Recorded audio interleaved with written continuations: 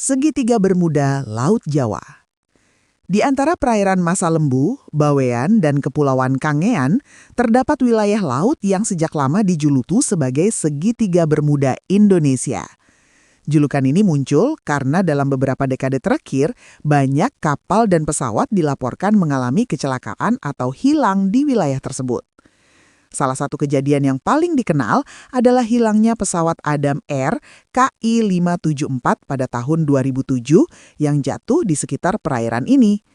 Selain itu, beberapa kapal nelayan juga sering dilaporkan tenggelam secara tiba-tiba. Secara ilmiah, para peneliti menjelaskan bahwa wilayah ini memang memiliki arus laut yang kuat, cuaca yang cepat berubah, dan dasar laut yang tidak rata. Namun, bagi masyarakat sekitar, cerita tentang pusaran aneh dan fenomena alam yang tidak biasa terus beredar hingga sekarang. Gunung Padang. Di Kabupaten Cianjur, Jawa Barat, berdiri sebuah situs megalitikum yang hingga kini masih menjadi perdebatan para peneliti. Gunung Padang terlihat seperti bukit biasa, tetapi di permukaannya terdapat susunan batu besar yang membentuk teras berundak. Penelitian yang dilakukan sejak lama menunjukkan bahwa situs ini kemungkinan merupakan peninggalan budaya kuno Nusantara. Kontroversi muncul ketika beberapa penelitian geologi mengindikasikan bahwa struktur di bawah tanah mungkin jauh lebih besar dari yang terlihat di permukaan. Beberapa pihak bahkan menyebut kemungkinan usia situs ini sangat tua, jauh sebelum piramida di Mesir. Namun hingga kini belum ada kesimpulan ilmiah yang benar-benar disepakati, sehingga misteri mengenai fungsi dan usia sebenarnya Gunung Padang masih terus diperdebatkan. Kasus pembunuhan Marsinah. Marsinah adalah seorang buruh pabrik di Sidoarjo yang dikenal aktif memperjuangkan hak pekerja pada awal 1990-an. Pada tahun 1993, ia ditemukan meninggal dunia setelah sebelumnya terlibat dalam aksi protes buruh terhadap perusahaan tempatnya bekerja. Kondisi tubuhnya menunjukkan adanya tanda kekerasan serius.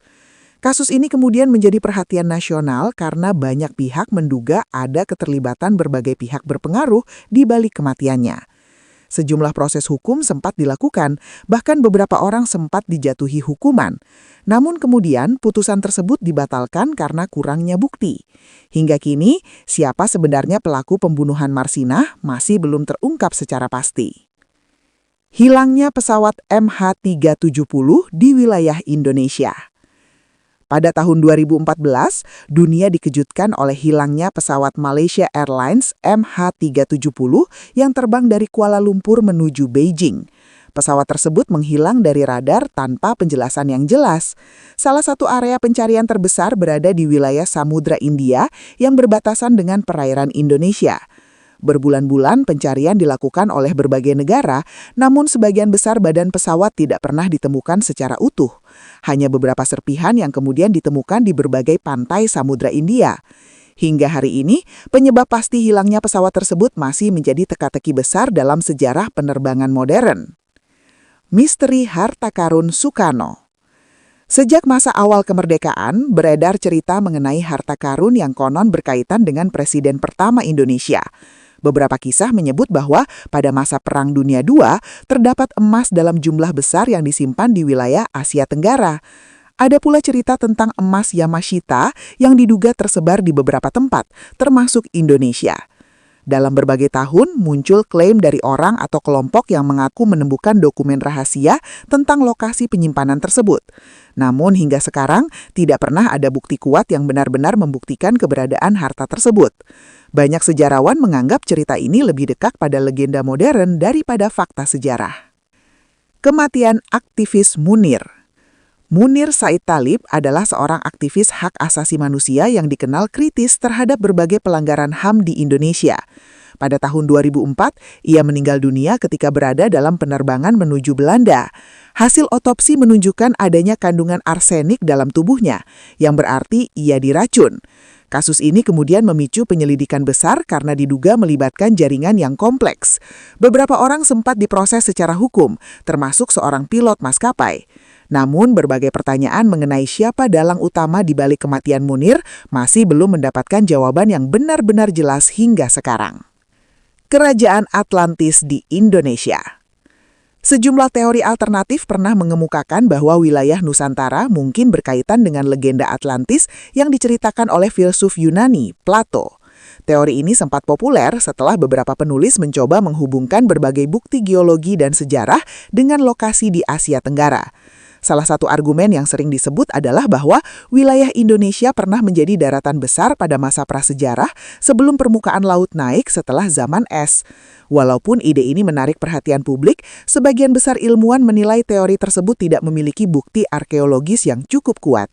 Namun diskusi tentang kemungkinan hubungan Atlantis dengan Nusantara masih terus muncul dari waktu ke waktu. Kasus hilangnya aktivis 1998.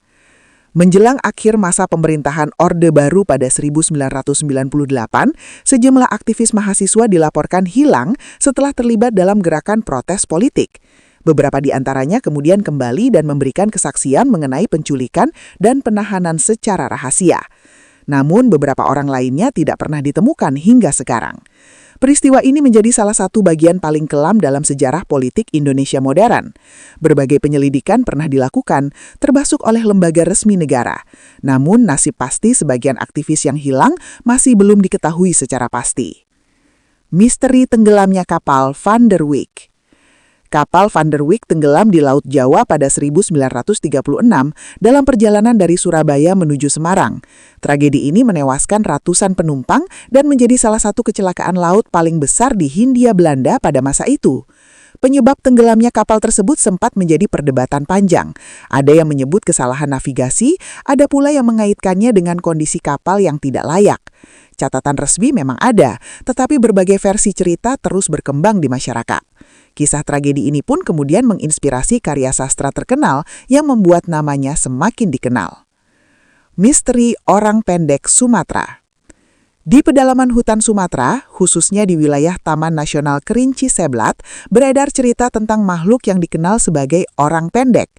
Makhluk ini digambarkan bertubuh kecil, berjalan tegak seperti manusia, dan hidup jauh di dalam hutan. Cerita mengenai keberadaannya sudah ada sejak masa kolonial, bahkan beberapa peneliti asing pernah mencoba melakukan pencarian ilmiah. Sejumlah saksi mengaku pernah melihat jejak kakinya atau sosoknya dari kejauhan. Namun hingga sekarang belum pernah ditemukan bukti ilmiah yang benar-benar memastikan keberadaan makhluk tersebut. Misteri orang pendek tetap menjadi salah satu legenda paling menarik dari hutan Sumatera.